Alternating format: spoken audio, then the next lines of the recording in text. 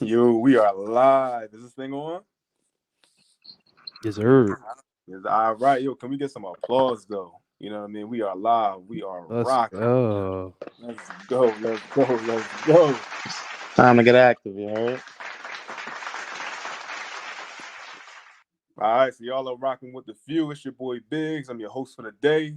And I just want to give my comrades a chance to introduce themselves as well. So, You already know what time it is. This is Frankie Five Aces, aka Aces, aka Five. hey, Call me whatever you like. We're back in this joint once again, time and time again. you Heard? heard? We got Goldie, you know what I mean, and not the Max Julian. We talking about the modern Mac. You know what I'm saying? I'm tapping in. Let them know. Yeah, man. So look, like, comment, subscribe if you're feeling the content. But yo, we got some real hot material to cover today. So we're just gonna jump right into it. So firstly, this Texas abortion law, aka the heartbeat law, man. This has been a crazy one. Yo, Ace, you want to kind of give us a rundown on this one? Man, absolutely. So this week that just passed, the Supreme Court had the opportunity to strike down a Senate bill that came out of Texas called Senate Bill 8, also known as the Heartbeat Bill, essentially banning abortions after up until after 6 weeks. After Yeah. 6 weeks, you can't have an abortion. The Supreme Court took a look at it at the behest of Planned Parenthood, who filed a emergency appeal so that this law wouldn't go into effect. And the Supreme Court took a look and they said, "Yeah, we good." They decided not to get involved. For whatever reason, it was a 5-4 decision. It was a very tight decision. The interesting thing, a little bit of background: the heartbeat bill, quote unquote, has actually been introduced in 19 other states, right, Wow. including Alabama, Georgia, Iowa, Kentucky, just to name a few. The usual suspects, yeah. Yeah, basically the Bible Belt. That's Yeah. what they're Okay. called. And in most of these places, the bill has been overturned or constitutionally held up by a federal court, held up as in postponed from taking into effect. So Texas is the only state in which this bill actually got passed and is in effect. So it's a pretty monumental, pretty monumental thing. In the context of Roe v. Wade, I think it was a 1973 decision that made it a constitutional right for any woman to have an abortion. But as you can see, some of the states have been kind of taking the matter into their hands, trying to do whatever they can to pass anti-abortion legislation, despite Roe v. Wade, and even in opposition to Roe v. Wade. Most of these people actually want to overturn Roe v. Wade, claiming that it's not legitimate and that it shouldn't have been passed in the first place. But now there's a lot of controversy here. The right are of course super happy that they're seeing this type of anti-abortion legislation being passed, and the left is pretty much in tears over this, thinking that claiming that it's a affront on basic women's rights. So those are basically the two sides, and that's what we're dealing with here, fellas. Damn, yeah, bro. That was a great breakdown, man. You know what I mean? That was a great synopsis of it. And I mean, my stance on it is like, it aligns with the certain conservative values, right? Like they've always been opposed to abortions and they've always been pro-right. I mean, pro-life rather. But what's funny is that the citizens of Texas will have to vote in a way that basically shifts the political paradigm for their state. So I'm more so interested in seeing how it affects Texas' political future. It'll probably motivate millions of Texas women to get out and vote the Republican House out of the office. You know what I mean? Like, could you imagine that? Like Texas becoming a blue state because of abortions. Because of abortions, like you can do all kinds of different silly things in Texas, but your abortion's off of the table. So, Yeah, it's crazy. You know, Texas is the only state currently doing it. You mentioned that the Bible Belt states they kind of overturned it, but you know Texas upheld it. So I wouldn't be surprised at this pace. Like if Texas brought back the firing squad too, like they're like just super. You know what I mean? Like they're just super conservative. Like they're wilding right now. You know they're wilding. So I don't know. Hey, Goldie, what say you, Man, I say good job and keep it coming. You know what I'm saying? man? That's what I say. Whoop. Uh, for me, it's not a thing where I would say like abortion. Like I don't want men to decide what women do with their bodies. I'm not falling into that thing. And the feminists would be on me like white on rice. You know what I'm saying? Right. But what I am saying is, any scenario that forces people to make better decisions is a good one in this day and age. Half the people that want to do abortions in the first place, I mean, it's an assumption, but you would think people that planned out the pregnancy don't usually want to get an abortion. Hmm. I'm not going to talk about the one-offs and the stuff like rape and stuff like that, because yeah, they should have a choice. But those are like the minority. You know what I mean? The majority of abortions that happen, I don't think come from rape. And people raw dogging it. Raw dogging it, and multiple people smash and ending up pregnant, and then just using abortion as a way out. Maybe now that they can't do that, they might make better decisions. They might want to actually settle down and make a plan and live a little bit better as far as like the overdating and the promiscuity and stuff like that. So who knows? I say it's a let's see how it plays out. Do you think it's reasonable to assume that this law being taken into effect will have those type of sociological effects? Like, will this really cause women to reevaluate their behaviors and their, like, is it going to have those deep kind of third order effects? Do Not you really think? overnight, but I think enough people get sued that ain't got no money. What you think? You feel Yeah, me? yeah. Yeah, I mean, speaking of sued, I, for the audience, I'm just gonna throw this in there real quick before you go, mhm, Biggs, because we didn't yeah, mention this for those who are listening. yeah. Something really special about this particular bill.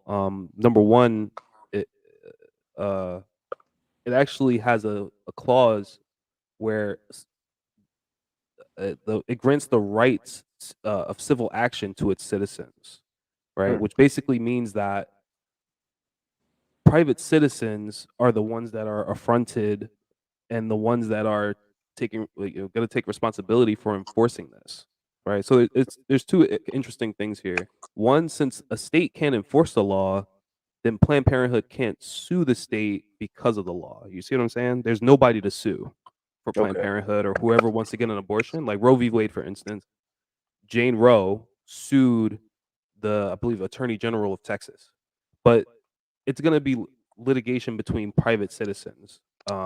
So it makes it harder to challenge in court the law itself. And then, of course, there's the infamous $10,000 reward, at least, for whoever brings forth someone or who has had an abortion or has aided or abetted someone in getting an abortion. So that's interesting context. I just wanted to throw that out there and make sure it's known. No, for sure, bro. And that's, I'm glad that you mentioned that because I actually read that other businesses are being affected, like Uber and Lyft. You know, and you Mm, mentioned aiding and abetting.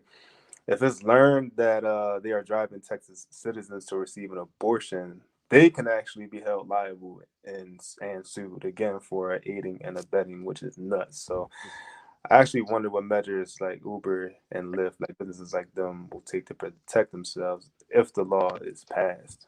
But I think that it's a slippery slope, man. You know, just leaving it in the hands of its citizens, like that's crazy right there. So basically, rewarding people is like that. See something, say something. That yeah. the whole idea of that is like, what's next? You know, if you see somebody like jaywalking, report them, and then Well, how harsh of a technically, penalty are we talking? Like other than $10,000, like is it a misdemeanor? Is it a felony? You know, is it something that will permanently be on your record and it basically bar you from being able to do other things throughout your life? You know, I'm interested in the implications, like future implications as well. Mm. But Goldie, you yeah, about to jump Texas, in? man. Yeah, not Texas, man. They're gonna have to strap up though. Yeah, yo, Texas and is fact. gonna have and to that's the start thing. strapping Like, up, man. Condoms exist. You know what I'm saying? It's all types of birth control. You know, people can make all the excuses they want, but you know, it's ways to not get pregnant, and there's ways to get pregnant. You know what I'm saying? Hmm. People choose to get pregnant and then double back. You know, at least you got 6 weeks to do it. You know what I'm saying? Like they kind of lenient in a way, right? Mhm. You do it in 6 weeks, you good. Maybe that's the caveat. You feel me? They say that generally like women don't discover that they're pregnant until around that 6 week mark. You know, Mhm. and then some may not have the means to actually you know get a birth control like a test. You know what I mean for birth, or even with COVID right now, they're saying that women who actually discover it, let's say at that 5 week mark, then they have to wait 2 more weeks to quarantine in order to go and get Mhm. tested. So those are other things that they have to consider as well. But this is all very new, and I'm sure that they'll make modifications as time goes on. But yeah, in the meantime, y'all gonna have to like strap up, or y'all gonna have to like use the hangers. Back in the day, they used to have Yo. the Big Mama in the alleyway with the hanger. Mm. Fellas, Texas, mama Texans, y'all gonna have to work on your pullout game. You know, 100%, but man. They got to people be would just better like to than see LaMelo sex in Ball, it. man. Exactly. No, real talk. Shout out to LaMelo Ball, man. But and then the other dude, and I got Brittany Renner pregnant, and he got to pay Yeah, like that $1,000. situation is sick. Yeah, that's sick. But that's a Yeah. conversation for another day, man. But yeah, now this whole Texas thing is Guys got to get it's that pullout game straight, man, for sure. mhm. Because now it's critical. You mean after 6 weeks, by the time you found out about the pregnancy, you stuck with it. So, You that's stuck. good. That probably will change how people maneuver around this. And I think that's one of the interesting threads of this entire story is like Texas kind of taking a stand and saying, okay, we want our state culture to be this way, Hmm. right? And for whatever there is bad to say about the United States, the design of having like a constitutional republic is such that all of the states can have their own vibe legislatively, right? In Mhm. terms of anything from gun laws to like I think brown paper bags are illegal in some states for some reason, like some like just completely Bro, there's all ridiculous. kinds of dumbass laws, and I want to read some of them too when we have a chance, bro. Like Texas in particular has some asinine laws, bro. I guess Crazy this one don't go into that category, but uh, laws. very very but they're gonna keep fighting this though. They're gonna Mhm. keep fighting this. I did want to hit on one of the root causes, like just touching back on Roe v. Wade and Yeah. and kind of where this whole abortion rights thing came from. The the courts, the Supreme Court at the time judged that the right to have an abortion actually falls under the right of privacy. Hmm. Right? They basically bundled that in and said, okay, the right of privacy that's part of due process extends to women's right to have an abortion. So I just wanted to kind of bring that up and like, okay, well, that's the basis under which, on a federal level, it's actually legal to have an abortion, and there's real tension there between that right that perhaps erroneously was granted and could possibly be overturned, right? Versus while it's still in the books versus in Texas where they have a completely different idea about abortion and how those state level and federal level judgments on this kind of clash. Hmm. Yeah, nah, that's interesting right there. But me, I would say that I'm kind of like pro life, right? But I think one of the main issues is coming to a decision on when life actually starts, right? Like, does it start at the heartbeat, or does it start when the fetus can actually feel pain, or Yeah, what that is your that take that on is that? yeah, man. I really don't have one. I would have to look. I would have to look into the science. I would really have to look into the science. But I think that it does become murder after a while. Like as Mm, someone who recently had a child. Like, and I was there step by step. I looked at each of the different development ultrasounds, and you can kind of see it develop, and it gets to a point where like at 3 months, it starts to look like a little human. Mm-hmm. So 6 weeks, I would say, really is rather early, though. I would say that's pretty early. From what I've seen, from what I know, I'm not 100% sure, 100% sure of the science around it, but I think that they could be a tad more lenient. But I mean, it's Texas, so. Mm-hmm. Yeah, part of the hearing they brought like a some kind of like I forget what his specialty was, but he specializes in ultrasound, right? He said that's like his specialty. Hmm. And he testified that, after 6 weeks, you can pretty much, in over 95% of circumstances, detect cardiac activity, Wow. in a fetal cardiac activity. Um, so yeah, you know, that's amazing. And, seeing little replicas of like, you know, literally like one of the digits of your finger in size of a fetus, but it's actually well, you could see it has arms, it has legs, it's just Yeah. like super small. So, I saw a political cartoon this morning, dealing with this issue where it had a guy coming out of like a, pornography type closet or whatever, those like places you go into, you watch an adult film or whatever. So Hmm. as he's Like back walking in out, huh? the, I said, like back in the 1920s, they had to. Then what's his name? Never mind. I'm not even gonna get into that. I'm like I Pee Wee don't know where Herman. that was going. Did he get caught up in a situation in the movie Yeah. theater? So Oh like yeah, that. Pee Wee Herman. Yeah, one of those Johns. We should Yeah, just but I call him Pee digress. Wee Yes. Hermans from now on. We, so as the guy's walking out of the Pee Wee Herman or whatever, doing the walk of shame. There's like Yeah.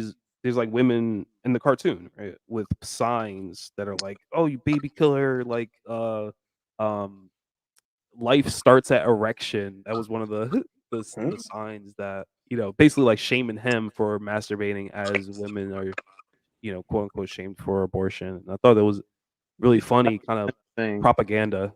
There's no type of like validity to that though. You know what I'm saying? Word. I mean, what's your take on the whole like life thing? I think that there's real interest there, right? Like some people say, like, what does it have to actually come out in order for killing it to be murder? Like, how does that work? I mean, after hearing this, man, I'm really thinking further into it because I haven't really given it too much thought. But I would say once the heart starts beating, like there's life. That's like a prime indication for life right there. But what about like brain activity? That's something that I'm interested in as well because then that can also determine, like the nerves and if they can actually feel pain. Like for example, if a person is in, you know, people who unfortunately have to go through this each year where they have a loved one who is in a bed, yeah, their heart Mhm. is beating, but they're essentially they're a vegetable. You know what I mean? You have to put a plug on them. So I mean, one could also apply the same argument. Like the baby is essentially a vegetable for lack of a better word until maybe like their brain is functional and they're like moving and they can feel and those sorts of things. So again, I'm no scientist, but I would more or less lean on that side. Like not only the heart, but also like the brain, like the baby is like clearly active. Like again, like I went, I remember like my 3 month ultrasound, right? um 12 weeks, and the fetus is like moving around. It's shaped like a very very very small human. Like it might be the size of a quarter, but it's a human. It has the eyes, it has legs. You start to see its nerves are developing. Mhm. You can see its veins and things like that. So even at that point, I was like, I couldn't imagine like terminating it. But again, like sometime before that, I don't know. I don't know. Mm. I like to think your first comment about it being a heart, like, cause even if it's a vegetable, if the heart is beating, you're not even giving it a chance to get that brain activity going, right? Hmm. Like, let's say if that happens second, like if the heart beats first and then the brain starts to work, if you cut it at heartbeat, you never give the next step a chance. You know what I mean? So I would still think it's like ending life. Nah, I think that's the point though. Like basically terminating before it develops, enough to where it's at that point to where you develop, terminating life. Yeah. That was kind of what the boy was Because if saying. He said once the heart come, is no like high 90% chance that they'll have like a successful that the baby will develop. so you're basically terminating what could be. So Right. because it could potentially be life. I mean, but it's not life. You know what I mean? So I don't know. What do you guys think? Like just be like so because it has the Well, potential to become life. That I boil it down to like the people that like the mothers that lose their children due to like miscarriage or like accident of some sort. Mhm. Do you think their pain is any lessened by the fact that the baby, the beat was there and wasn't fully formed, or do they still feel the same pain, just losing their child? You know what I'm saying? Or, I guess I Mm, didn't articulate that the best, but all I'm really saying is like, it's mothers out here that haven't had children for certain reasons, and Right. there's always that adoption thing too. I just think people got to plan a little bit better. Like if you don't want to have a baby, then there's things that you can do to not have a baby. And once you're in it, having them take a little bit of personal responsibility for their recklessness ain't so much of a bad thing. You could always adopt or give the baby up for adoption to someone that maybe lost a baby through miscarriages or can't have children at all. So I don't know. It's a bunch of different like factors that go into my thoughts on it. But I do think once the heartbeat comes, you're not giving the other steps a chance. But if the heartbeat does indeed come, then that would have been a baby. Yeah, no, for sure, man. The fact that this is like controversial enough to potentially cause a paradigm or a political paradigm shift in Texas speaks to how big sex culture is in the U.S. mm, Like all you gotta do is strap up. At the end of the day, like if you have to be out here, screwing around willy nilly, there's like tons of different contraceptives, IUDs that can be used. Whether it's birth control is a thing, Okay. like swallowing a pill. You got the rubbers. You got the intravaginal things that you can kind of insert. There's all kinds of different That alternatives. little arm implant, which I know for Yeah, parents seem to work for women. yeah. So I mean, I don't. With all that said, do you guys think that there's a little bit of an overreaction from, I guess, the anti pro life advocates? Like, Absolutely. the yeah, anti-pro life advocates. Oh, wait, these are the people or that The or people that are going crazy or about it. pro abortion or uh, abortion advocates. the abort. Okay, I like to call them abortionists. There's Abortion is so many different. names. There's so many names for 'em. I'm going with uh, Uh, absolutely, man. It's always come again? Yo, Goldie, you there? what the fuck? Can y'all hear me? You, Yes.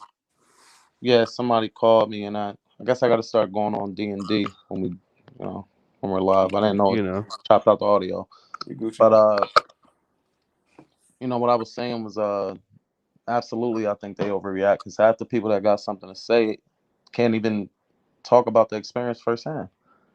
Never been pregnant, ain't looking to get pregnant, don't got no relationship. Half these people are just behind the screen doing it to do it, you know. I don't So know, you ain't even bro. got a dog in that fight. I don't know, bro. A lot of these feminists probably either have had abortions or put Mm. themselves in position, right? They're sexually liberated, quote unquote, to use the lexicon of Amber Rose's slut walk, right? Where they said they call themselves sexually liberated, who have no shame in whatever they do. Yeah. So, they probably do have a dog in the fight. They probably do get, inseminated from time to time or whatever. I believe that they probably do. And to not have access to abortions, it's probably deeply personal to them. Like deeply, deeply personal. Yeah, I can see that being the case also on second thought, but I don't know. Just feel like people do tend to go crazy about every single scenario. And to me, like Biggs was saying earlier, you know, you could just wear a condom, just strap up. Like these same sexually liberated people ain't like people locking you up for having sex. You can still do everything you're doing. You just gotta practice, some awareness and responsibility. You I know. think also part of it is they feel like, you know, their bodies are being, I mean, this is like very hyperbolistic language, but this is how they say it. Like their bodies are being policed or their bodies are being legislated over or for, um, you know, that for to be told that they can't do something with their physical body, Hmm. that really affects them. They feel like that's offensive, especially given the context with it being guaranteed, quote unquote, by a previous federal court decision. So, but do you feel any of that where they're coming from in terms of their bodies being the site of legislative regulation and for whatever reason? Well, I don't have any sympathy for that because let's say it's a scenario where you're in a relationship. There's a relationship, and the man, gets the woman pregnant, and he actually wants to have a baby. She just goes and does what she wants regardless. You know what I mean? So somebody they don't make logical decisions when it comes to that because if they did, they would make them strap up anyway. So somebody got to step in and say, hey, y'all can do whatever y'all want, but be a little more responsible with this one facet of y'all life. It shouldn't be that big of an issue. Mm, Yeah, I think that is necessary for the government to legislate, although it can seem a little invasive. hmm Once another life comes into play, that of a fetus or an infant that basically has no control over the situation, can't defend itself, then I would deem it necessary for a regulatory body to come in or a government body to come in and say, hey, look, this is what we want to do. Once it gets to a point to where this thing is alive, this is life. The choices isn't yours. So I mean, look, people have a means to prevent it. It's just a matter of preventative measures, man. Being responsible, using your head. mm. That's really fascinating because in the original Roe v. Wade decision, there was like a staggered approach, right? The Supreme Court said that the first trimester, the the woman's right to privacy outweighs anything else, basically, in that in the first trimester it should be able to be done, and in the second Mm, trimester there tends to be tension between the state's interest in the well-being of the child and the mother, right? Like as if once it's at the second trimester, they realize that the state itself has like real stakes in the pregnancy of its constituents, right? Like once there's a child that could potentially, quote unquote, become a Texan, now the Texas government is like, well, like that child's supposed to be, associated and affiliated with us, so like mhm, now they're like a little Texan that we have to, either as a way of protection or legislate in their mothers' bodies, or just as a way of ensuring, the growth and uh, this is I don't not I don't want to say sustainability, but like the prosperity of the state is actually encapsulated in these unborn children. Another way of looking at it, when you put the bounty situation that they have, the 10K, if you find like a abortionist or whatever, the abortionist hunting business thing that they're trying to do, it yeah. kind of paints this whole thing as a crime against the community, right? Like citizens themselves are allowed to collect monetary damages, right? Like you hurt me by aborting your kid, or like it's a crime against the community at large, and that's why we have the right to actually bring civil action against you for doing this. So it's interesting because abortionists never really look at these two parts of the context. It's like a very selfish, myopic way of looking at it, which may be justified. Probably, I've never been pregnant, but um, on a state and federal level, it looks like they're looking at the situation like they actually do have a dog in the fight.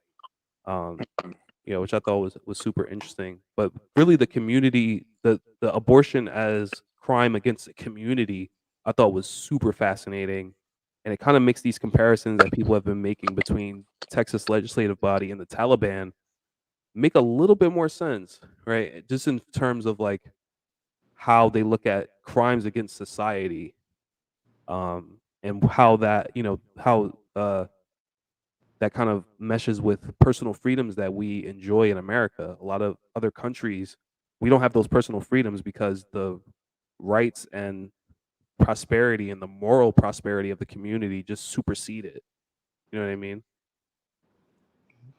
I have to agree. I actually haven't looked at it from that perspective, but that was insightful.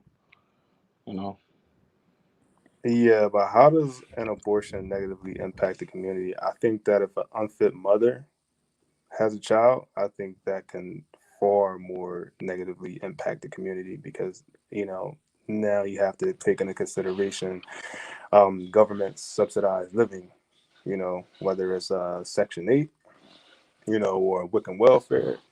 All of that is paid for via the taxpayer. So, um, I'm interested in hearing, like, people who are proponents of, aborting a child, you know, I guess to benefit the community. I'm interested in hearing what their take or their perspective would be on that matter. Yeah, I mean, I kind of see it from and I dig what you're saying because I didn't see that angle before. Like, well, you know, shitty moms actually are crimes against society, right? Like they cause a lot of problems with the next generations and stuff like that.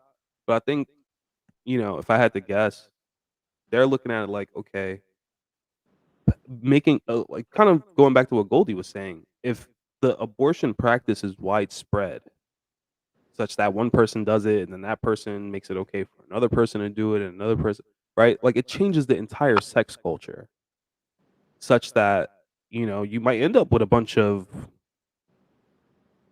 sluts, right? Like how Jesse Lee Peterson would say, right? Like that's his favorite word.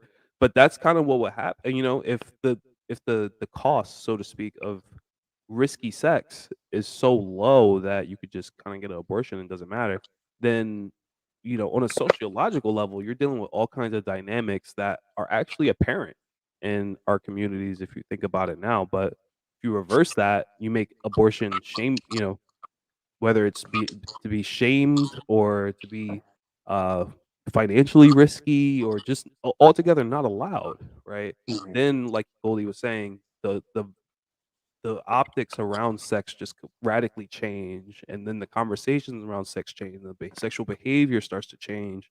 Now, this could be all like vapor, right? Like maybe it sounds good in practice, doesn't happen in reality. But I think that's kind of where the legislatures have been going for a lot of the states that have brought forth this heartbeat bill. and also I want to mention, like, and this is just my opinion, the this abortion like topic has way more impact than any of the other dangers of having sex. Apparently, like people are out here burning each other, talking about it, not caring. You know, as long as it ain't the ones that can't be cured, people don't even care. So that's about the only thing that can happen from, promiscuous activity that people seem to care about, So having a consequence be attached to that is the only thing that I think might change it. Because Mm, obviously, like the thought of catching the clap, people don't care. You know, mm, they care about getting sued and not being able to have abortion. So maybe that's the consequence that's going to bring a change and have people kind of think before they act when it comes to sex and stuff like that. Yeah, but are they doing it as a form of punishment, or is it because of the other reason stated, which was for the greater good of their community? Because when you take that into consideration, it don't really sound like it has too much to do with like the promiscuity or the sex culture, the greater sex culture that we find ourselves dealing with. They work hand in hand though, because a lot of outside of rape and incest and whatever other reasons they give for like what about me type of thing, mm, a lot of people that seek to get abortions are the ones that didn't plan it, and if you're having sex, with just anybody, you're not having that conversation, and usually you live a certain type of lifestyle where having a relationship and being married, even if you bring it all the way back down like a religious type of way of looking at it, you're obviously living a lifestyle, you know. And if you're gonna be living that lifestyle, then you should be wrapping up. You know? mm. If you don't go again. You know what I Yeah, mean? but yeah, I see the tension here that Biggs is talking about though, because the more the more you talk about it to justify, it's like, well, wait, if it's like a thing where it's like, okay, well, if you're gonna do it, then do it safely or do it consciously, like, mm, Yeah, that's then true.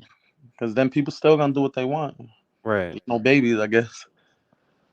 you know, I mean, and even the no babies thing kind of comes into question because some of the proponents, abortionists that have defended this stance to me have said, if you ban abortions, then they're just gonna have riskier, bloodier, more dangerous abortions, and um,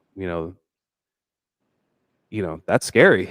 If these women are really like that determined not to have kids, then you end up with this whole black market of, you know, abortions that are done in unsanitary and unsafe ways, especially in the cases of rape, which are not provisioned for in this bill, right? It makes sense to mention that there's no like, well, if you got raped or if there's incest, like it doesn't say anything like that. If you got raped, then that heartbeat, you know, as soon as it's a heartbeat, that's a Texan.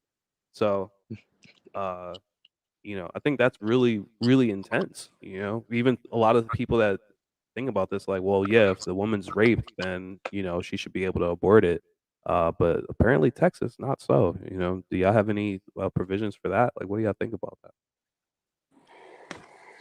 I mean, I think it's funny that citizens, like people, aren't willing to compromise their sexual liberation.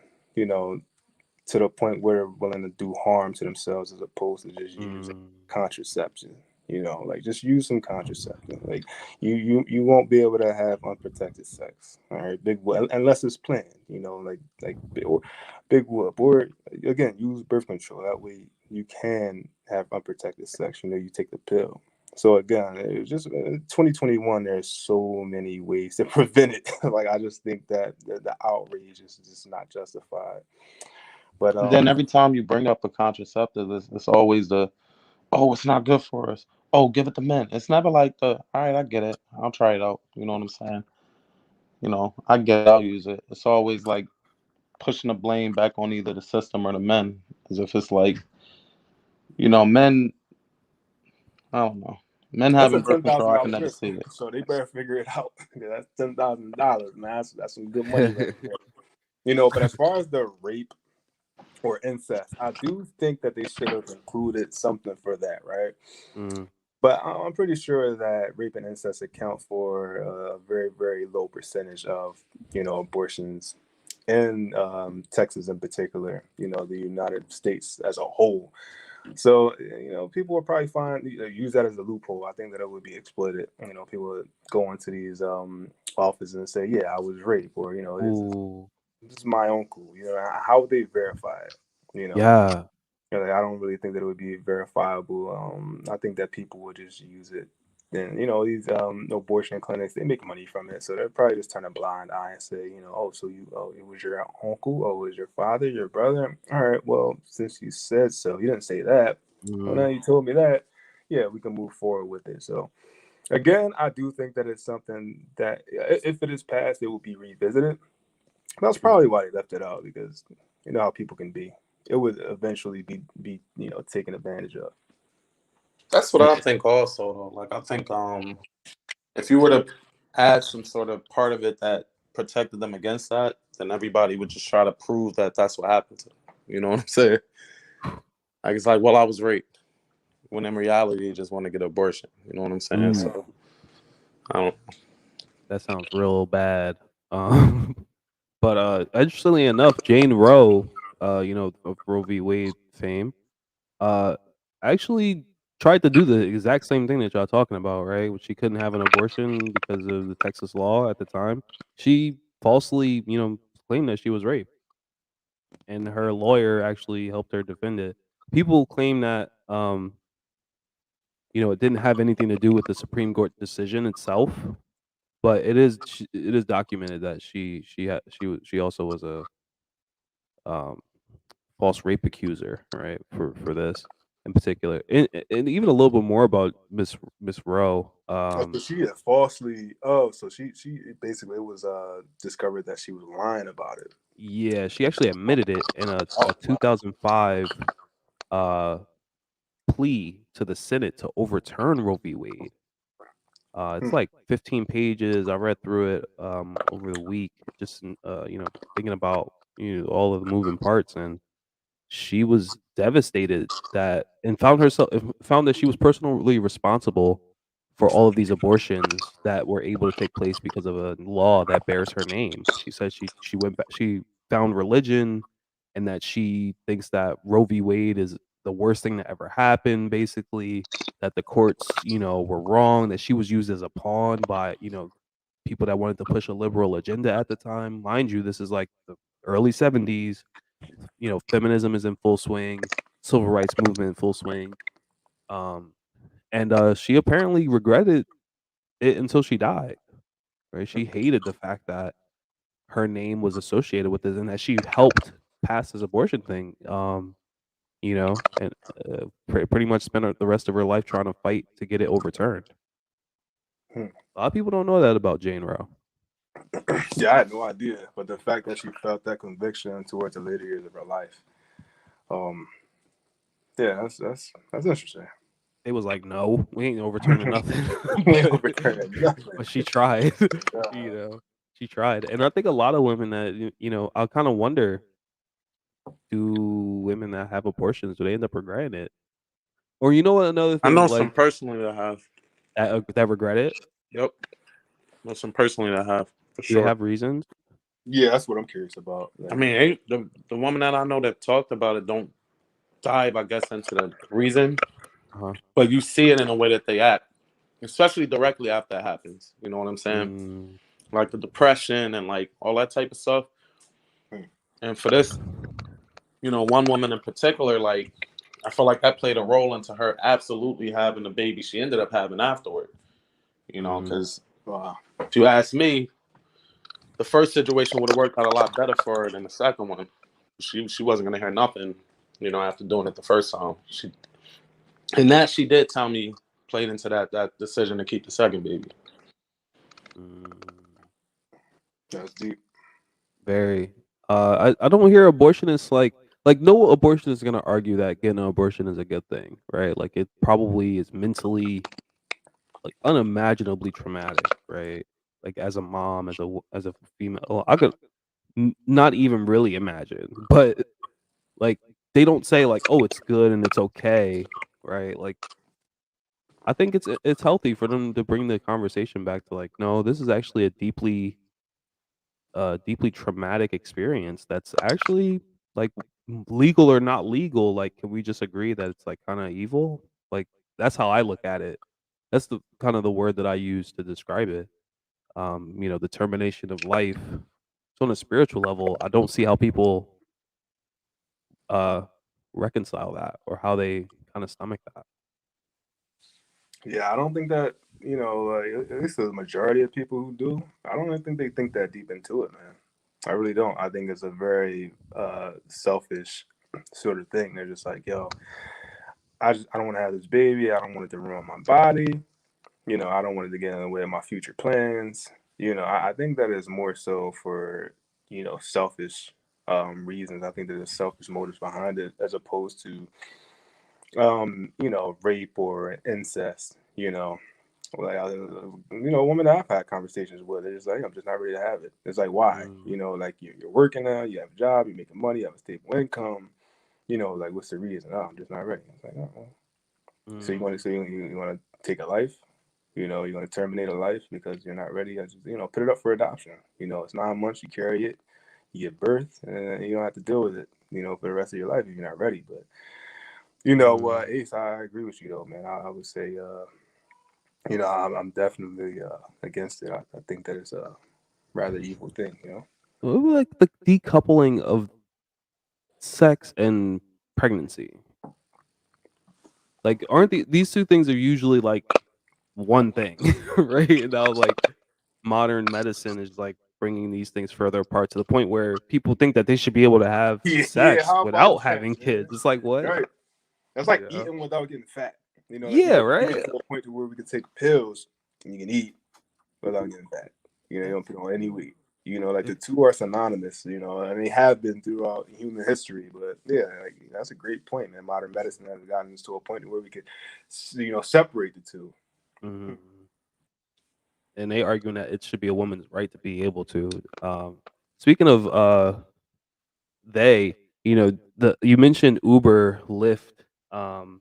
There are a couple other companies that have taken major stances on this.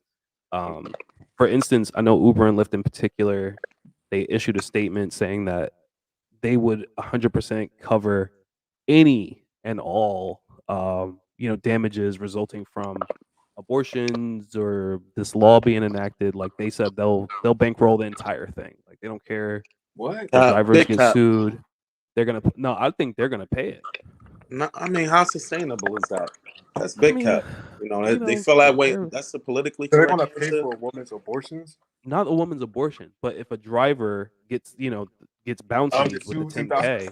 10K, right? They're gonna pay. They're like, don't even worry about it. Like, we got you. Also, GoDaddy. I'm not sure if you've heard of them. The Yeah, web hosting, yeah. right? They deplatformed the website that you go to actually report one of these bounties. So, Wow. they basically said that you have 24 hours to find another web service provider, and that website has been down. I'm not sure if it's up again yet, but basically you couldn't even access the website. You had people like putting in hundreds of thousands of fake, of spamming them, and So it's interesting to see, like, despite whatever anyone feels about it, like the Amazing. big business. Oh man, super amazing. Like, the big business and kind of like the internet communities, Twitter, Tumblr, so Reddit, whatever. Like they're coming out in droves saying that they hate this. And I thought that's been really interesting. It's going to be a lot of uh, effort to get this overturned from these type of people specifically. But what do y'all think about businesses jumping in and saying, "Look, like, you know, shaking their fist at the at the Texas legislator and saying, "Hey, like, I shouldn't do this." I think it's an optics thing. As like in every crazy scenario that happens, from the Afghan thing to the protests and all of that, man, companies come out for the optics because if they don't, then there's like backlash. I think a lot of it because it doesn't last that long. Once the situation is no longer hot, the company goes back to business as usual. So that's why I look at it as cap. I don't think it's sustainable. Yeah, I wonder if they consider the political ideology of their consumers. So how will pro-lifers view these businesses? These businesses that are proponents of abortionists. Who are taking the steps to basically show what side they're on. Was it like a knee-jerk reaction, or was it something that was kind of deliberate? To Goldie's point, I think that it's unsustainable. One, just the amount of money that like for example, Uber or Lyft, whoever that was, to be shelling out, and two, I'm pretty sure that the right wingers, the pro-lifers are going to take a stand, so they're kind of taking a double hit. So I hope their wallets are deep. Word. And this is like something that historically, Republicans have voted about, right? This is like amongst Republicans, this is like one of their top issues to vote on. So we'll see if they're gonna vote with their dollars as well. And I'm kind of considering doing the same thing. Like I had a GoDaddy subscription actually, Me too. and I was just like, wow, y'all so Joe. Like Exactly. That's what I mean what? when I pose the question. Like, are they considering the political ideology of people like us? I don't think so. I think it might have just been a knee-jerk reaction, or as like Goldie said, it might be for optics. But either way, there's consequences, and I'm sure they considered it. So they made their move, they made their bed, and they're gonna have to deal with whatever comes with it. It's interesting because they've, I think, have a pretty bad track record with the SJWs. So this is like their way of getting in their good graces. Oh, okay, Yeah. now it's starting to make sense. Right. But we'll see. The conservatives all over the country are probably not very vocal about their opinions with this. You know, could you really see people like, yeah, like go ahead, Texas, like that's right, like not really, Right. not on Twitter, not on headlines. Like, I guess this is kind of like what Trump was saying with with the silent majority that he was always talking about. Hmm. You know, because you can't really come out and say these things, really. But You will get canceled. It's cancel culture. You can't. You might get fired from your job for speaking your actual opinion. If you're an influencer, you won't get any more views. If you're an artist, you won't get any more streams. So a lot of people say what's politically correct or support what's politically correct because you can't Not really be us. honest. We don't say what's politically correct here, dude. Yeah, I mean, it's the few of us, only the few of us Yeah. that's able to just come out and say how we really thinking and how we really feel. So, shout out to us. Big facts, big facts. All right, gang. Any last words before we start to wrap up? Wrap up. I'm he said, wrap up. I like that. No pun intended. Okay. Oh man. or Don't you love when the plan come together, man? That just hey. worked out. Yeah, didn't it? I fell right into his lap. That's hilarious. But Word. I mean, last word would be to again, if you're gonna be out here in Texas, consider the consequences of your actions, man. Yeah, I Word. mean, for me, strap up, Texas. Buck up. Yeah, y'all be all right. Or I say keep y'all chin up, Texas, man. You know, every state has its own kind of personality. And I like that. I think that's one of the cool things about the United States that, each state has a different vibe, has a different, that reflects its constituents. People vote for who they want to in that state. Some states are conservative, some states are liberal, and I think the United States is kind of designed that way. So whether you like abortion or you don't, or you like that it's banned or you don't, like the fact that Texas as a state can say this is how we rock in, and you can come or you can go, I think is just an expression of, you know, really what makes America so special, amongst other things. That's all. Beautifully, That's all. That's all I got. yeah, beautifully stated. All right, gang. We're gonna wrap this one up. We appreciate y'all joining the few for a great conversation. And if you haven't already, please like, comment, and subscribe. Until next time, we out. Peace.